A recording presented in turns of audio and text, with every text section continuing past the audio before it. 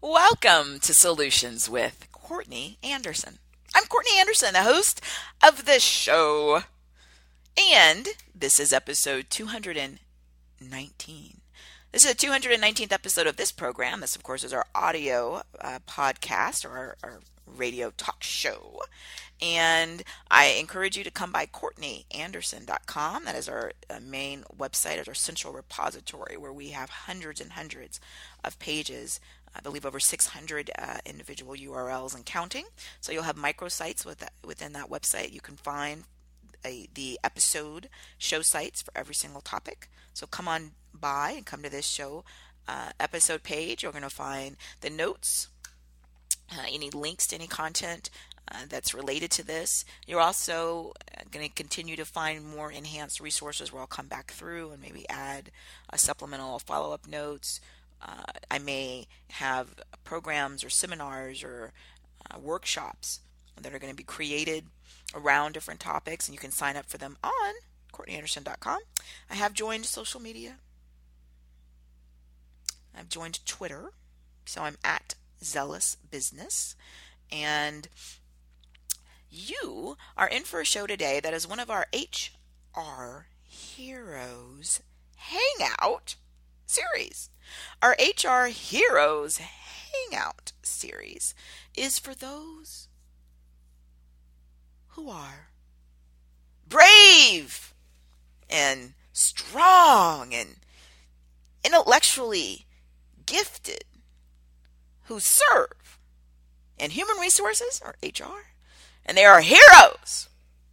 They're heroes for the organization, they're heroes for themselves individually, for their own aspirations and career goals, and they're heroes for all of society. And this is a hangout. We're hanging out in this show. So we are sharing knowledge, we are solution solving, but we're doing so in a way that is candid and that is focused on the outcome and nothing else. So when we look at our HR Heroes Hangout series, we have a show today that I am really looking forward to. Our show topic is when team building turns into team destruction. When team building turns into team destruction. Oh no! So team building, of course, is intended to be a positive thing. It's intended to be something where we have connections, where we grow closer in terms of our trust and our ability to work together to solve the organizational challenges and needs, and it's a good thing. So having something that's good turn into team destruction is a sad and very serious issue. And as I said, I was looking forward to it because I've had the pleasure and the opportunity to be part of many organizations in a small way as a on-site corporate education and trainer and consultant, helping with specific issues the client is addressing, right? So maybe it's engagement, maybe it's client services, maybe it's related to revenue goals. Whatever it is, that's what we collaborate. We create original programs, and then I come on site and I deliver that training, largely focused on the behavioral outcomes that we need to impact. And in fact, we have a show. I think it's in our Courtney I'm Curious series where I talk about what does it mean when I refer to myself in those settings as the workplace relationship expert, and I talk about what that means. And basically, that I'm there to change the behavior. So it's not just, hey, here's information. It's, hey, here's information. More importantly, here's why the information matters to you, and here's what you're going to do. And if you do this, then this will be the consequence. And if you choose to do something else, then that'll be a consequence for that. We make that really clear so that then the organization can move forward to being an awesome place for people who want to work. That's why they have high engagement, who enjoy what they do, right? And who are able, in terms of their skills, to serve your clients or customers or constituents in a way that is exceptional. That's what we're doing.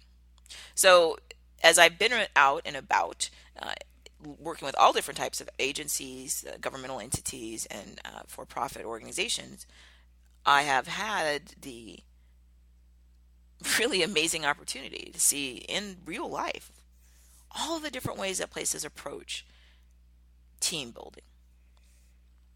And again, the idea of team building is pretty simple and pretty awesome, right?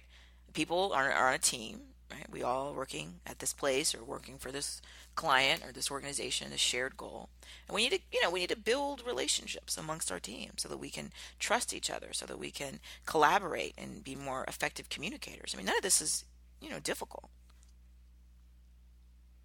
And I use analogies in a lot of the programs where we talk about organizations. I use analogies to organizations outside of work because to me they're very similar, and it also is usually really effective in helping people grasp the idea. So when you talk about team building, let's say in a family, right? It's the same thing. You have team building in the family so that we communicate well, so that we get along, so that we trust each other, so that we can have this family unit be as successful as possible. And when you look at an organization and a family where you don't have really effective team skills, right? So maybe there's a family and maybe there's a parent, and the parent says to the teenager, hey, what's going on? How was your day? How was school? And then the teenager says, it was fine. It was fine. I gotta go. And then they leave. Okay, well, we didn't really communicate at all because it's fine. I mean, you were there like 9 hours, right? You did all these things. I think there was a test and you had something to do with your, band class. I mean, I can't believe that in all 9 hours, all you tell me is it was fine. We have a communication problem. Maybe we have a trust problem. I don't, we have some situations where the team and the family unit is so poor. Not only do we not communicate, some they're in different versions. Some people are just in silence. And I've had the opportunity as an attorney, as a lawyer with my general practice firm, to handle a reasonable amount of family law cases. And some families that don't have strong team skills, they don't communicate at all, but they're do it in silence. I've had people say, and there's a lot of research on this, so it's not just my own anecdotal attorney experience, and say, I live with strangers. I don't even know who these people are. And they mean that because they really don't, because they don't talk. They just sit in silence. And with technology, what tends to happen is people sit in silence, although there may be noise. Maybe somebody's playing a video game. Maybe somebody's on their smartphone. Maybe someone is on social media, on a tablet, but nobody's talking to each other. So they really don't know each other. And they honestly often are really surprised. What's going on with these people? I have no clue. They're strangers. So clearly, then we're not working together. We have other versions where the team doesn't function, but they don't do it in silence. They do it in vocal expressions of their frustration. So people may insult each other. It's what I get for living with some idiots. They may scream and yell at each other, right? They may do the martyr complex where someone says, I'm the only one around here that does anything. I'm the only one that cleans. Nobody else even cares. Whatever. So sometimes it's loud and sometimes it's silent, but it's the same outcome. Nothing is done. They don't trust each other. They don't even know each other. And obviously that's a very sad thing, and many times it leads to really bad outcomes. Right? So when we look at the team building outside of work, we can think, and if we haven't experienced it or seen it, we may have read about it or seen it in maybe a movie or depicted in a novel. But these are not rare situations. At work, it's the same thing. We have people. Only thing the difference between work and home is at home we have different laws that apply, and we have different expectations culturally, right? Like I'm at my house, so I'm in my pajamas potentially, and I'm, eating popcorn with my shoes off. Where at my office, I'm doing my professional work. I'm not in my pajamas, eating popcorn with my shoes off. I mean, or whatever. But the challenge is it's the same person. It's the same person who left that functional or dysfunctional team at their outside situation to come inside. It's not like they don't transform. So the same problems you get in teams outside of work are the same problems you get at work. So let's look at the team building and where it goes into turning a dysfunctional team into, unfortunately, it destroys the team. When we have a team, the outcomes that we want with team building are, again, communication. People actually talk and listen. So that's two sides, right? Where one, people are effective and they speak up and they have the confidence and the assertive skills to be able to say, hey, here's how my day went. Here's what I think about the project. Here's why I will or won't be able to meet the deliverable deadline that you set for me, right? And the other side is required is assertive listening, where I'm not just sort of tuning you out and then, yeah, that's great, honey, at home or at work. Yeah, yeah, that's a great suggestion. When I didn't hear anything you just said. So communication is and at a minimum is twofold, right? I have to speak or write or whatever it is where I express my internal ideas, and I have to have other people receive them. So both of those are challenges in and of themselves. The other thing is, for that to work, I have to have a reason where I believe that it's worth it. A lot of times when we have organizations where they call them dysfunctional teams, the reason people don't speak up is because they've learned there's no purpose in it. There's no reason I'm going to speak up and answer your question about what do I think about the proposed marketing plan when I know, because I've worked here and I've seen what you've done to other people, I know what you did to me.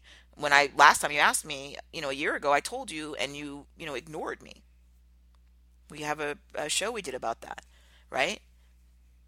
I tell my boss great ideas and they're ignored. It was episode 217. So check that out if you haven't. What if I know that if you ask about my opinion at work about the new refrigerator product line, right? And I know that the last time somebody told you what they really thought, which was that they didn't think it was a great product, that you fired them. Well, then I know that there's no point in me saying anything. Because here's the deal. I'm at work for my own motives. Now, often when you talk to employees, if they're savvy, they'll give you a whole bunch of stuff about, they're there because they care about the mission and they want to be part of serving the public or making, the best products, whatever. They'll say that. And that's part of it. Sometimes it's true. But the majority of the reason they're there is for their own motives. Like they either, it could be, hey, I'm here because I need money and this place gives me money. And so that's why I show up.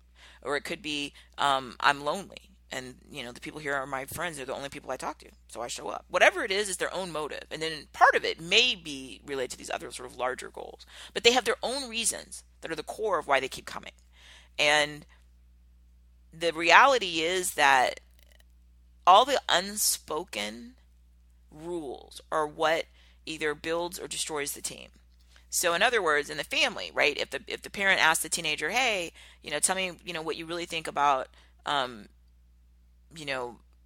my rule that you have to get all A's, all top grades on your report card. If the teenager knows, hey, the last time that they said they didn't agree with that they were,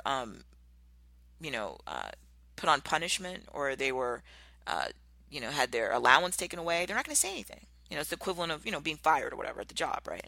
If they know that they had an older sibling who, was asked the same thing and the older sibling said that they had, maybe it would be healthier instead to just tell the child to do their best instead of putting this intense pressure on them to get all A's, and the consequence was they were yelled at and screamed at and called names, then they know not to do that. So it's unspoken that even though everyone's pretending like we're doing team building, or that the person who's asking how they're, for the opinion really wants it, everyone knows that that's not true. Because the person who reacted angrily knows they reacted angrily. Now they may be lying to themselves and pretending like, oh, I'm a great manager, or I'm an awesome HR executive, or I'm a fantastic parent, but that's a lie. And they do know that deep inside. They have a lot of things they do to try to distract themselves from that, but they're aware of it. So the reason that the team isn't functioning already optimally is for other reasons that are existing and unspoken. The idea that often happens that is interesting, all of this is interesting, but that's really interesting, is that the idea is like kind of like, oh, okay, I'm a manager or executive or supervisor, I'm going to, be part of, or I'm just going to reach out to or follow the instructions of human resources, and we're going to, quote, do team building exercises and team building seminars and team building workshops and team building activities. And like, that's going to change anything. And it's just dishonest. Because if I don't care how flawlessly fantastic the team building exercise, seminar, or workshop is. The unspoken rules are the problem. And the unspoken rules are exactly what's going to continue, right? So to have this sort of facade of, all right, let's do team building, and we can't figure, wow, it didn't get better. In many instances, it gets worse. That's why I said team building turns into team destruction, because in addition to not admitting the honest, unspoken rules that are the real issues, we want to layer, these sort of false appearances. And it's just insulting. And it also, at work, remember, at work, it's slightly different from our family in that at work, um, you know, my time is measured differently. And ideally at work, ideally, we don't have little children, right? They should have the legal age of maturity to work. So here's what I'm saying. Okay, so let's say you have a team. The problem is that there's some coworkers on the team that don't speak to each other. The manager, who's very nice, everyone says how nice they are, but they're ineffective because they're so nice. Then everyone just ignores them, right? So there's somebody in the office who ignores that nice manager and comes in late and is rude to coworkers. There are some coworkers who intentionally, because they don't like each other, quote unquote, refuse to speak to each other. So even when they have a client question and they really do need to share information, they just won't do it. Even if the client suffers, they don't care, right? Because they despise each other. All this is going on because of the unwritten rules. The unwritten rules in those types of situations with the quote nice manager is that the manager is not able to lead. Leaders are not liked, they're respected. And leaders, of course, have to use the magic word, which is no, right? No, you can't be late. No, you can't be mean to your coworker. No, you can't refuse to do your job, all this kind of good stuff. So when you have that situation, then I don't care what team exercise or team building practice you do, and I've seen almost all the variations. So some of them are based on this idea of sort of physical endeavors outdoors. You go outdoors and there's obstacle course, there's a rope course. People go and they fall backwards from trees and they're caught by their team members and all this kind of stuff. And the idea is, hey, we do physical, we're out, getting fresh air. All of that I love, right? And then like that's going to change anything though with all the unwritten rules, and it isn't, because the reason why the team doesn't function is because the people don't have the ability to do so. Team building does become team destruction when all of the activities for the team building are layered on this awful foundation of the unwritten rules that everybody knows are the cause of the team building problem. And when everybody knows that, of course, but it's unwritten, it's unwritten, it's unspoken, right? No one ever says it, because the team members can't. There's no hope for them to say, hey, one of the challenges is our manager is useless, right? Because they're nice, but they don't do anything. So people abuse them. People abuse them. People abuse the coworkers. People abuse the clients. People refuse to, speak to each other, or they come late, or they do whatever they want because this manager won't lead. That's a problem. That's a huge problem. In fact, that's one of the things that when we have shows and programs and workshops, and if you've met me when I'm doing on-site training, I get really passionate about, because that's the core. It's a core issue. It's just like a family, right? So if there's, the children, the teenagers are saying, hey, I know people don't, do their chores. I know my younger siblings, fight and throw things and hit each other. I know this, but the parent or the parents are, they're nice, but they don't do anything. So when people, hit each other, or they hit the parent, or throw a toy, or hit them in the head, or scream at them, they're okay. They won't lead. And because of that, then there's nothing we can do to fix this, because the foundation is so unstable. So you cannot force it. You cannot force something that doesn't function because of these unspoken, right, and unwritten rules to work without changing the rules, the unwritten ones and the unspoken ones that everyone knows, but everyone pretends like they don't see. That needs to be addressed. The idea that the emperor has no clothes, right? The emperor has no clothes, and the old sort of fable, and yet everyone walks around saying how beautiful the emperor's clothes are, and only one person is like, hey, the emperor's naked. The emperor has no clothes on, and everyone's like, oh, emperor looks so great, the emperor's clothes are so beautiful and they're regal and looks so wonderful. And it's like, but that's the problem, and that's what we're talking about. And most of the time, the person who does speak up and say, but the reason that we're having these team issues isn't because we're not falling out of trees and doing rope courses and stuff. It's because we don't have leadership. We don't have people held accountable. We don't have respect. We don't have the temperament. You have I've seen either not in my own, but definitely what I read and what I teach I teach graduate university students, and I teach in Masters of Business Administration courses. Primarily, it's what I've done, but I've teach in other graduate courses too. And so I've been doing that for, I've been teaching university programs and courses at universities since the 1990s. So I've seen a lot of this. So whether I've seen it through a client or I've seen it through something I'm teaching or a case study, you basically have the challenge with the team, and the reason that people think it needs team building is because of all of these unspoken rules that prevent you from having a team. If I don't respect the person who's supposed to be in charge, then we have deep trouble. If the person who's supposed to be in charge doesn't have the ability to actually do anything, we're in deep trouble. And that's what causes everything else. So everything from, well, people don't speak to each other, people don't communicate, people don't trust each other, people don't like each other. All of that is built on that there's nobody in charge that actually is in charge and is able to do stuff. And by do stuff, I mean you hold people accountable. So when people do a great job, that's fantastic. Javier was great. He did a wonderful job. I'm so proud of him. Javier, you're salesperson of the month. This is fantastic. Awesome. Yay. To reinforce the behavior. And when people don't do what they're supposed to, my goodness, Fred, we're having a one-on-one counseling. We're going through this and documenting this for your progressive discipline action. What can we do, Fred, to help you meet your sales goals? And understand that the behavior and the expectation in the workplace is that we comport ourselves as professionals.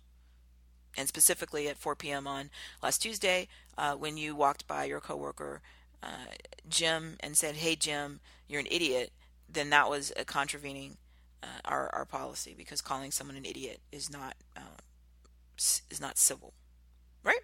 And then you change Jim's behavior, and you change Fred's behavior, so that Fred stops doing that. He doesn't call people idiots. He might think it, which is his own. Who knows what people think? I just need them not to do it. It's just like in a family. The family that functions, the child may be frustrated in their mind. I'm thinking bad thoughts about them. Oh, that mom, that dad, while they're making their bed and doing their chores. But the point is they're doing their chores. So the challenge with the team building is that often it's just artifice. It's just, and everyone knows it. And that's why it becomes team destruction, because on top of the fact that they're in a situation that's not comfortable and it's not working, they're forced to pretend that it's some other problem. It's that if I would only go out and do obstacle courses with people, if I would only do, there's all kinds of there's all kinds of exercises, right, where we're going to pretend, that we're in a life raft, and we have limits on weight, and we're going to have to make decisions about what we discard. I've seen things where we do we're strategy together, where we're going to go hunt, right, for different things. I've seen things where we act out different scenarios. There's all different versions of these, right? Outdoors, indoors, creative, theater-based, sensory-based. We're going to be in blindfolds. We're going to, there's so many of these, right? And all of them are great. I'm supporting them. I'm only saying that the challenge is they only work when you put them into an existing team that works already. I can make a team that work better with all of this. Somebody who's really well and skilled at outdoor work, and we're doing that really can work. And somebody who does indoor or uses humor or uses problem solving or scavenger hunts or all of those methods are great. What I'm saying is they only work when the underlying team has something that functions. And most of the time, when the money is allocated for the team building, it's because the team doesn't function. And the hope is, I guess, that if we go put on some super awesome team thing, then that'll fix it. And my argument and my point in the program is it doesn't. It just makes it worse. The team was already not functioning, right? But at least it didn't function in a predictable way. Right? Those two people don't speak to each other. This person calls this other one an idiot. This one intentionally tries to sabotage. This one's sales calls. But at least everybody knew. When you go and you layer on top of that, which is it's awful, but at least it's predictable. When you go and you take somebody who's already in conflict and put them in situations, um, it makes it worse. So you had people who didn't speak to each other, right? So now you went and you put them in this artificial thing where nobody's addressing the underlying issues of why the system isn't working, and often they'll want to isolate them, right? Okay, I want to talk to you, um, um, Crizella and Tanya. It seems that there's a communication challenge between the two of you, and that this is impacting the team. Stop right there. First of all, no. Look, when you have behavior between people on a team, it's an indicator that the team leadership and the whole system is broken. So, like, if I had two little kids, right? I had a 4-year-old and a 6-year-old, and they're siblings, and they fight and they yell and they do things they're not supposed to, and they break things in the house, and all these kind of things are happening, right? I don't take the little 4-year-old and 6-year-old and sit them down and say, okay, um, Bess and Ben, we've had some challenges with you guys breaking toys and hitting each other and pulling hair and biting, calling each other names, also stealing each other's toys, and we need to talk about this. It's impacting the whole team. It's impacting the whole family. You don't sit down with little kids because everyone knows that the reason that these little kids are acting like this isn't their responsibility because they're 4 and they're 6. It's a leader's responsibility. Where are the people that are in charge of this family? Whether they're parents or grandparents or foster parents or the agency home parents or whoever. Like, where's the adult that's in charge? Or the adults that are in charge? Because I'm not going to blame a 4-year-old and a 6-year-old for the behavior. I'm going to blame a system that let them do that. And that's what's the situation at work. The team building challenge is this. Team building experts and team building resources are really fantastic resources to take performing teams and make them high performing teams. They are a destructive source when you have teams that are dysfunctional, and you often will convert a dysfunctional team into a destructive team where it gets worse because everyone already knew what to expect in the dysfunctional pre-existing situation. When you layer on top of that where you want to isolate out what this alleged problem, right? It's the people who don't speak to each other. It's the coworker who called the other person an idiot. No, it isn't. No, it isn't. Because that's not the point. The point is, how were they allowed to do this? How have they been allowed to do it and they're still here doing it? That's a leadership challenge. And that's why this is an HR Heroes Hangout show. Initially, when we were looking at the show schedule for this, I initially was thinking this was a Management Magician series show. Because, team building often, it looks like it comes from the manager. But I've done enough of this as an outside expert. I know that even if a manager requests it, that the funding and the coordination and all that usually goes to human resources, right? And so the bigger problem, though, why I moved it to human resources is this isn't a manager issue. It's a system issue. And when it's a system issue, then it's an HR issue, human resources issue. And the questions that I struggle with are, again, you see the opposite of what you should see. Like I said, you can take a performing team and make them a high performing team through team building, and it can be great, right? So it's like, a performing team is like, hey, okay, people communicate, we get stuff done. I may not love my coworkers, but I don't hate them, right? I may not even know much about them, but I know a lot about getting the work. I've never had a situation in a performing team where the people won't talk to me and help me with the information I need for a client or customer, right? That doesn't happen in a performing team. The great thing with the performing team or team building does enhance them is often people really don't know each other beyond that they work with each other, right? But they don't know. So when you take them and that's why some of these things are external, right? Whether it's physically outside or indoors doesn't really matter, but outside. So I may know that person and they work in that one office and they're always, giving me effective and helpful, data when I request it, but I really don't know them. So taking them outside of that environment where we have very defined roles and seeing each other as individuals can be and often is fantastic, right? Because then I learn, I didn't know that person, was a competitive hula dancer. That's fun. I didn't know that person did volunteer work with that agency. I also do volunteer work. I just never knew they did too. Or I had no idea they were so funny. Or when we did karaoke together, that was great. They're really talented. What a talented musician. All this kind of stuff is awesome. It's like a family that functions, right? So the family functions and they go out and they do team building. Families don't usually call it that. They'll call it, a family day or family fun. And then the teenager may realize in that great, thing when they were out doing fun stuff, hey, dad's a person. He's not just dad, but he also was fun. I didn't know when he was younger he was, went roller skate. I didn't know he roller skate. Was a roller skater, and we'd roller skated together, and he was fun. I didn't see him in that light, and it helps them connect and have that deeper trust, because those relationships, especially with the family, people get older and then leave the often the family home and create their own homes. Then they do become deeper and deeper friends, right? And so those types of situations where team building and a family that functions, that's why it's so effective, because it just allows people to see each other in the different aspects in light, and to understand there's nuances to everyone, and to give people a safer and fun and a bit exotic sometimes space, right? So we're not in our, the same place we always are in our same dinner table, but we're out, at the roller rink, or we went to the park, or, we're doing this volunteer project together, whatever. That's why those things are so effective. It's fun and it's great, but it's built on a foundation that already works.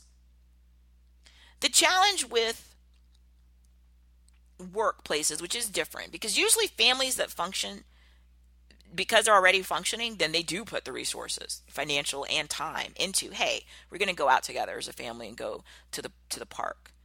We're going to go out and take a walk and chat and get to know each other. We are going to go skateboarding together. We are going to go maybe to an entertainment event together, right? They often already are putting those resources because it is functioning. So you'll tend to see the family that functions keeps functioning, and they're the ones who are looking for more resources. What can we do for enrichment? They're the ones who are, they already function, right? So they're not putting arbitrary and unrealistic expectations on their children. They're not saying you're going to get an A or else you're a horrible person and you're a punishment. Instead, they're saying, I want you to do your best. And then there's dialogue, and a child or the teen says, I'm doing my best, but I really don't understand, the trigonometry class. I'm confused. And then that's because it functions. They trust enough to tell the family unit what's going on, and that they're not going to get punished or told that they're an idiot, or that they need to work harder, which, what does that mean? Nothing, right? Instead, they know that they can trust that the people in charge, even if they don't know what to do, that they'll go figure it out. They'll go find some credible source and get a trigonometry tutor, right? And then that helps. And maybe the best that somebody's doing in trigonometry, is a average grade, a C, but that's great in that circumstance. Maybe somebody, in their art class is not an artist. It's really not, it doesn't come easy for them. And the best they could do is a B. Okay, fine. And it's a healthy environment, because there already was communication and trust to begin with. I don't tell people things if I think they're not going to do anything about it. Whether it's that they're too, quote, too nice, meaning they're too passive, or that they're not, or they don't care, or that they're going to be mad at me. If I don't say anything if I know that there's nothing that's going to fix it. So with a family that functions, people do speak up and ask for help, and then they do that because they trust that they're going to potentially get it. And that even if the people that they're asking in charge don't know what to do, maybe the parents think, I never even took trigonometry, I'm not even sure what it is. That doesn't matter. What they do know is that their child has a need and is asking for help, and they'll go figure out who to ask. They'll ask a teacher. If the teacher doesn't know, they'll ask the counselor. If they don't know, they're going to go to the library or online and find, what do you do? Oh, I need to get a tutor. Okay, where's a group of tutors? If people, maybe there's a university or there's an online course program or something where I can get my child the help they need to learn trigonometry. That's all that you're trying to do, right?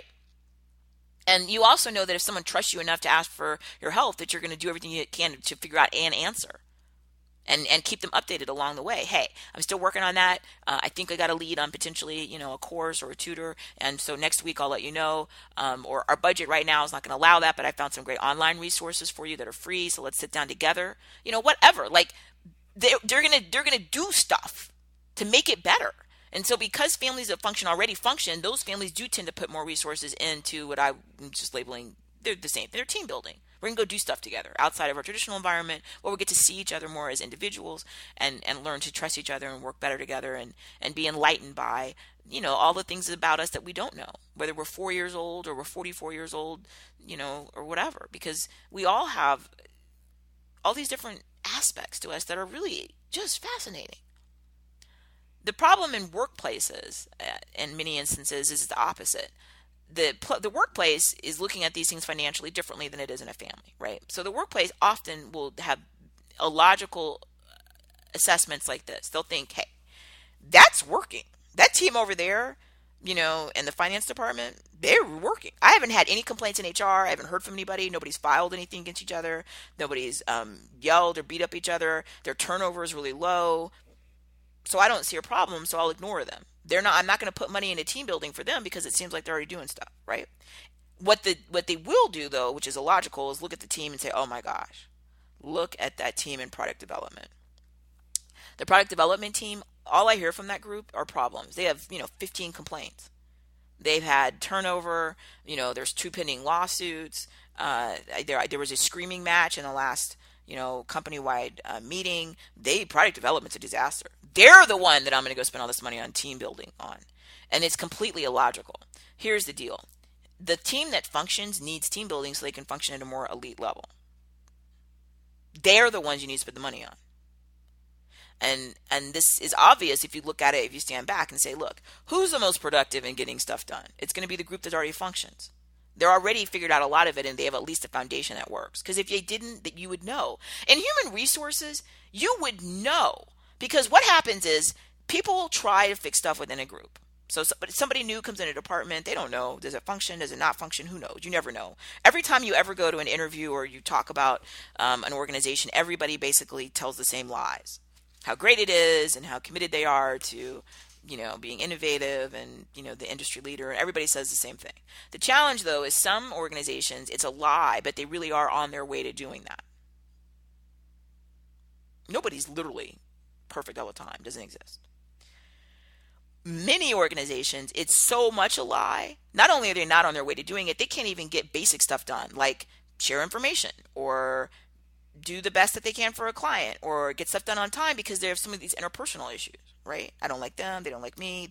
She came in late. He stole my idea. He didn't deserve person of the month. This guy hasn't done anything at his job in 9 years. All he does is sit and look out the window and daydream. Okay.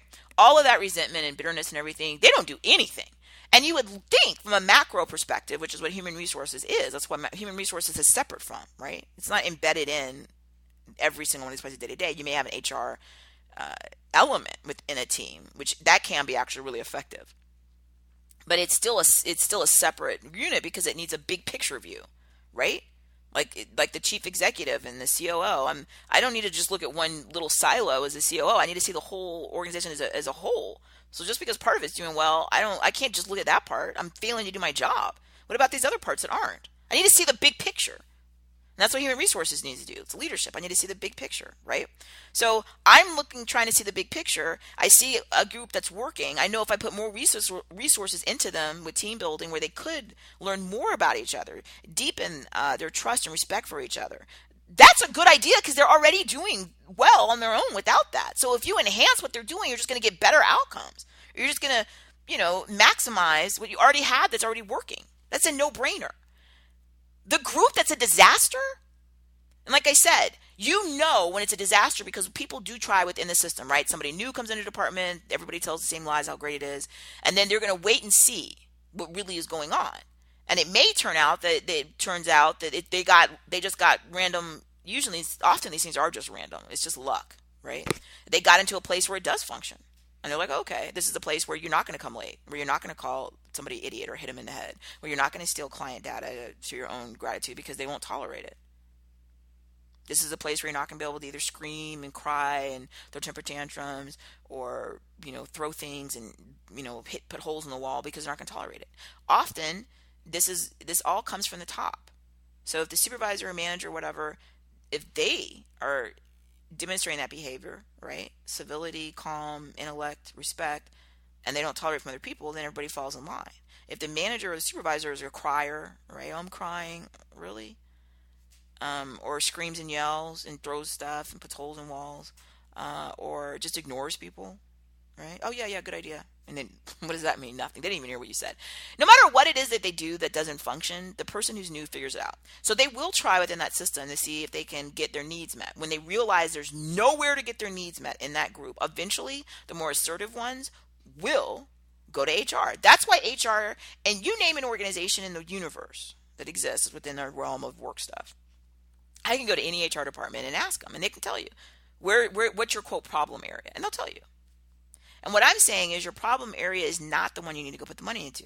What you need to do is go in there and have an assessment and figure out what the problem is, and then change whatever that is that's causing that to continue to happen. Don't layer team building on top of it, because it makes everybody in that group even angrier, because they feel like, look, there's all these unspoken, unwritten rules that are causing all these problems, and you want me to go over here and hold these people's hand and sing kumbaya and fall out of a tree, and that's not the problem.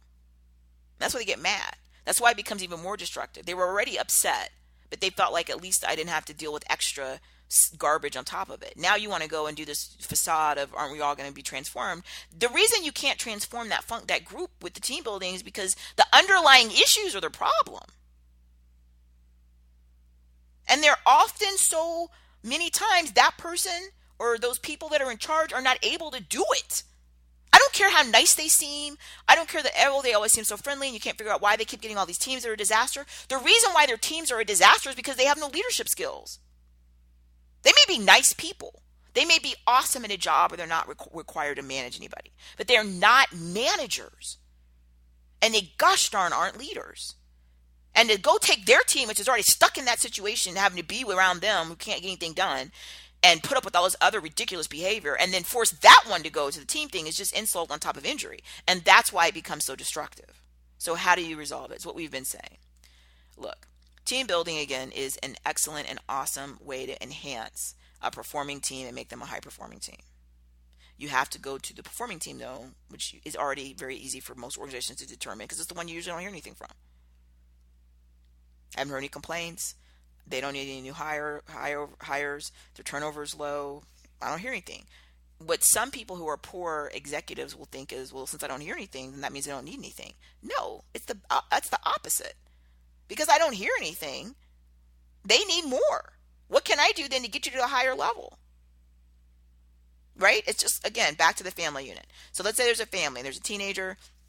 One teenager, oh my goodness, all the parents hear from is that teenager's teachers. They're always in trouble. It's a non-ending amount of meetings and complaints. The neighbors were upset. They did this and that. There was property damage. They snuck out of the house. They stole money. It's like it never ends, right? Then the other teenager, right? You never hear anything. The grades are good. No teachers ever complained. No neighbors have ever said anything. Now, which of those situations should the parents put resources into to get to a higher performing level? It's a no-brainer. It's the kid that you're not hearing anything from. Because on their own, they're already doing a lot, right, to function. If you put more resources into them to get them to the higher level, they're going to be able to do incredible things, right? And they have to get attention and reinforcement that it's great that they're doing so well. And you're proud of them. Jeez. Instead, in families that don't function, right, what you'll see is the opposite. You'll see the parents, grandparent, whoever's in charge, put massive amounts of time and resources into the one that you get all the time and attention and the arguments and the teachers and the neighbors and the police came and all, and they just give them tons of attention, right? They get so much attention. In fact, all everybody does is talk about them, right?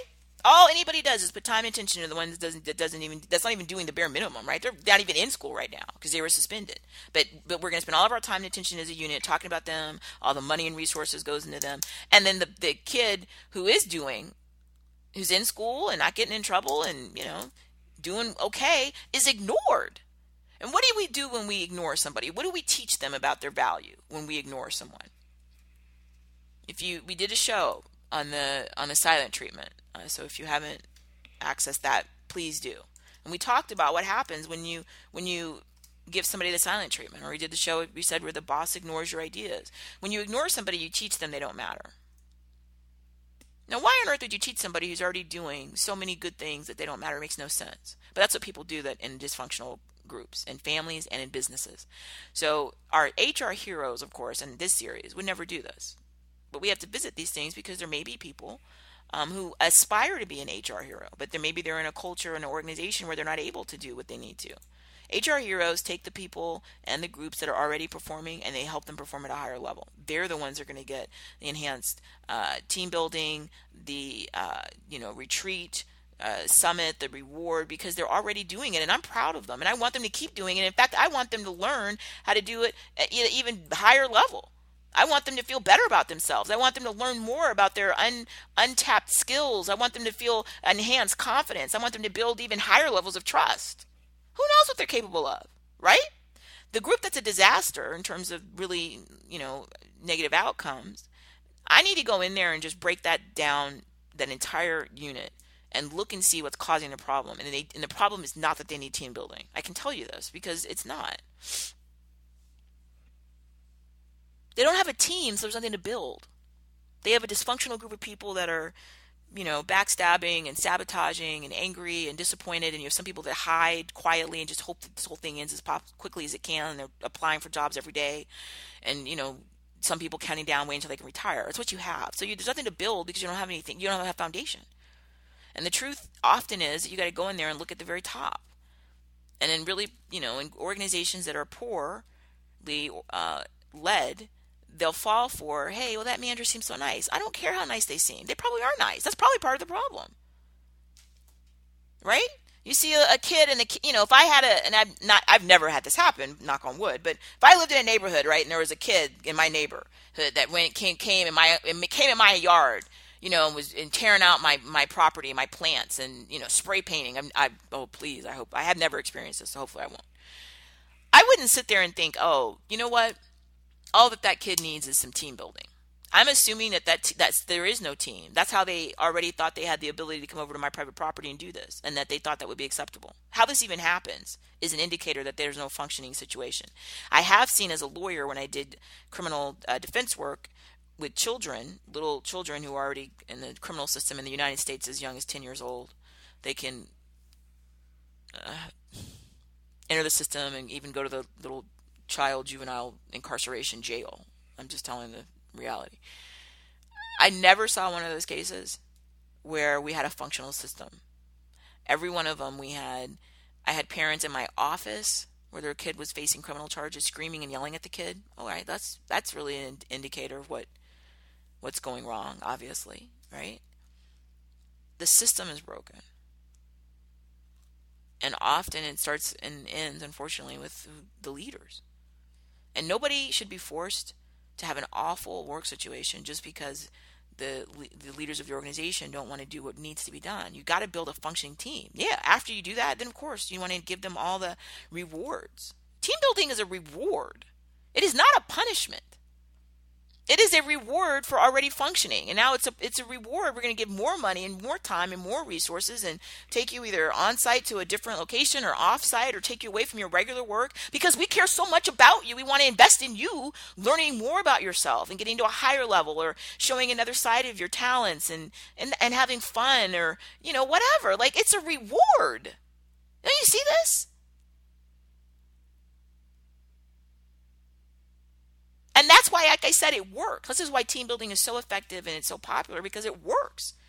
You take somebody that's already functioning and you say to them, hey, I'm doing the opposite of ignoring you. I'm giving you attention and resources.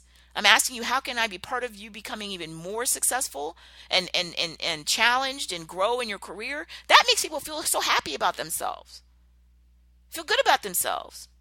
And in combination with other programs like employee assistance programs, maybe somebody individually may be having a challenge, right? Well, then they have EAP programs where they can reach out and get that support they need to continue to know how valued they are and be part of this functioning and even elite functioning organization.